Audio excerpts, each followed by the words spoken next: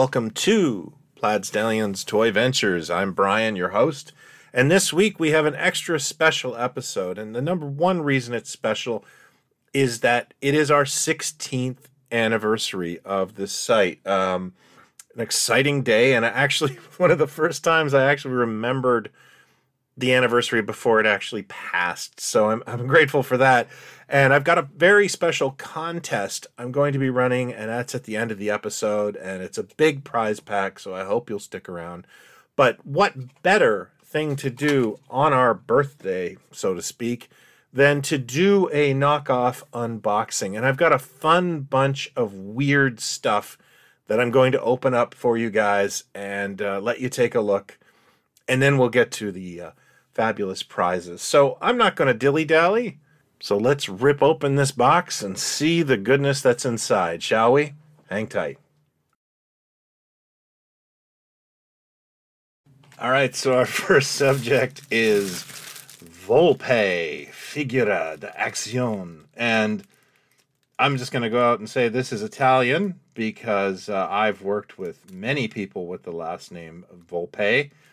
And that translates to fox, which is essentially Zorro.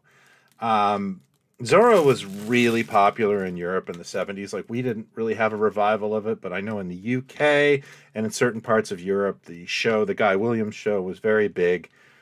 So this figure is definitely a Zorro knockoff. And there's actually some pretty good Zorro figures from this period from Europe, but this one is not one of them. I really like that they took like a cowboy picture and somebody just really drew on a Zorro mask on this header card.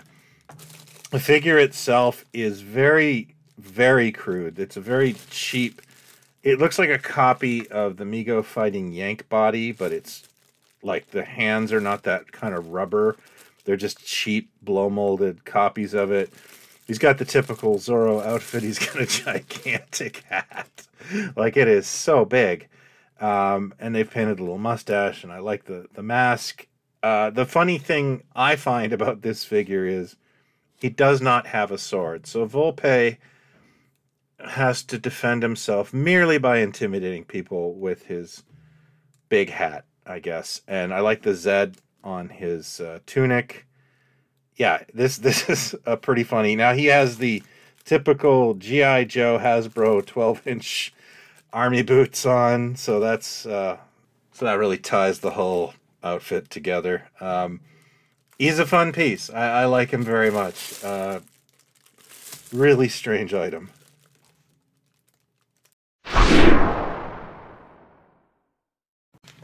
Our next one is Comics Superstars.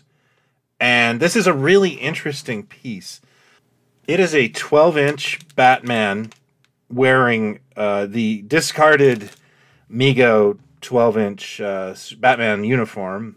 And I'm assuming that's probably from the Magnetic Batman, but I'm not sure. And it's got a very crude Batman head and a very cheap-looking cape. Looks like it's just made of very thin vinyl or cloth. There's a couple of really interesting things about this piece. One, the head was used a lot on blow-molded figures in the 1990s under names like Superpowers. It's the exact same sculpt. It's that weird-looking Batman face. I'd know it anywhere because I saw it at dollar stores for over 10 years. But here it is on a 12-inch body, so this may be like an earlier rendition of it, I guess.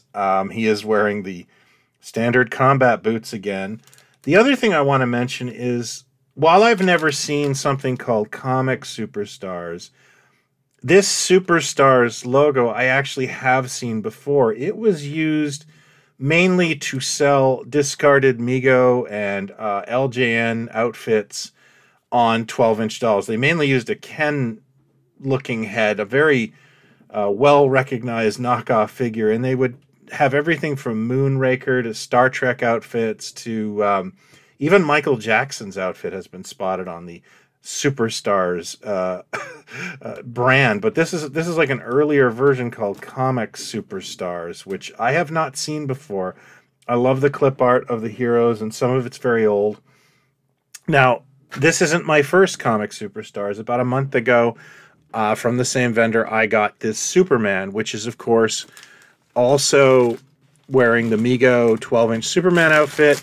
The head, again, is from those terrible blow-molded Superman knockoffs that were sold. And I think this actually head doubled as Tarzan as well. It's in my book. So this is really kind of cool. And I hope, against hope, that there's a Robin and Spider-Man headed my way sometime, because I love these.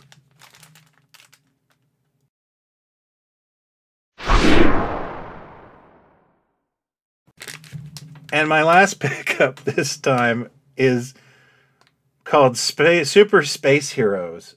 And, you know, I've been a collector a long time, and if I wasn't holding this thing and know it's 100% real, I'd be like, oh, come on. But it is. It is Amigo Superman, and that is a nice fabric logo on Superman. This is a nice, you know, unused Superman figure. But they've sold him with these I've seen. I also have the Batman in the set, and he is wearing a space bowl. He does not have his belt, but he has a red lightsaber. So I'm kind of worried that the toy manufacturer wanted, you know, maybe Batman's on the Sith side, and of course Superman would be a Jedi. But I don't like this conflict. I don't like it one bit. This is probably the silliest thing I've ever seen discarded Megos being sold as, and I've seen a lot of stuff. I don't know what to say, but I got to tell you, these are never leaving my house.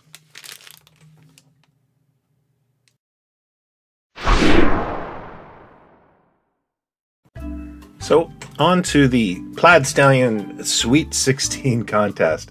It is our birthday, and it's now old enough to drive. The website can get its learner's permit.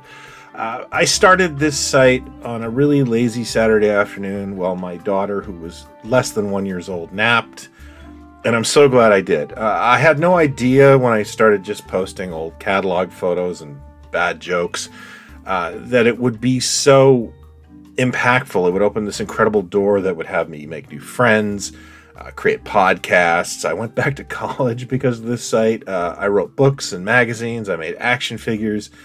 It sincerely has just changed my life. And none of this would have happened if I just decided to watch TV that day. So it really is one of the best decisions I've ever made, or I guess I'm grateful that there was nothing good on television. One of the things that made my life better were all the positive folks I've encountered on this journey. I couldn't have done any of this if people hadn't have been so receptive to the site and the blog and everything. So I want to give back with a contest, and I've really put my whole butt into this, I guess, so to speak. I have assembled a grand prize that is as eclectic and as unfocused as my interests are. This is an ADHD type prize. I present you the Plaid Stallion Sweet 16 prize pack, which includes one copy of my latest book, knockoffs, totally unauthorized action figures, all current issues of Toy Ventures magazines with all the available bonus prizes, not one but two Jamie Farr dinner theater glasses for that perfect romantic evening. Now, I am not responsible for any children that are made in the usage of this. You have to govern yourself accordingly. Jamie Farr is very, very powerful. An original Kojak Harbor Patrol playset by the good people at Harmony, makers of weird rack toys. One Brick Mantooth action figure by Odeon Toys, which is my fake toy company. A set of 70s Star Trek party favors.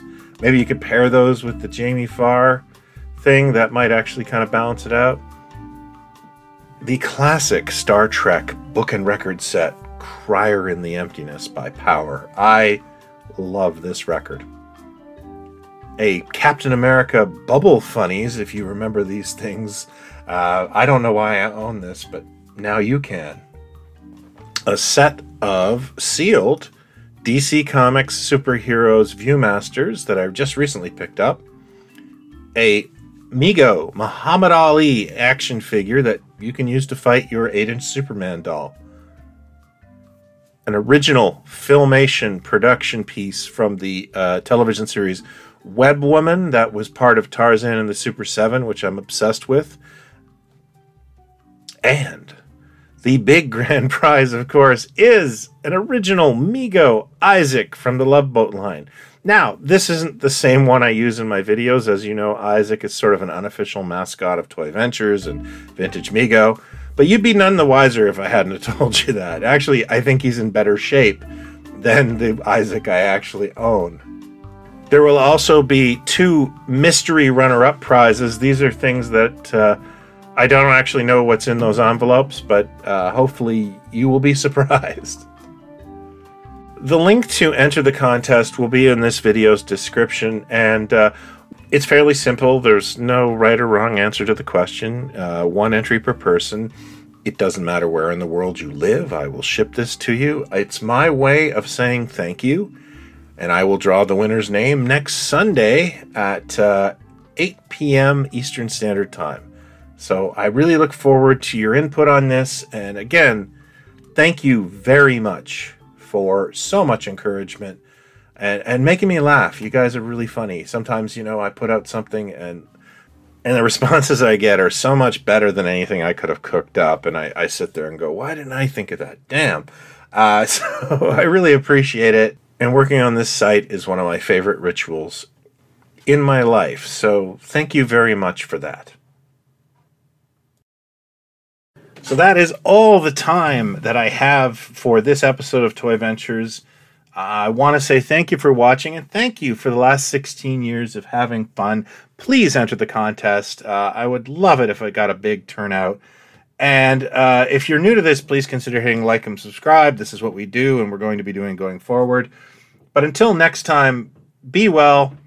And if there's anything I've learned over these 16 years, and I learned the hard way, talk toys, not other people.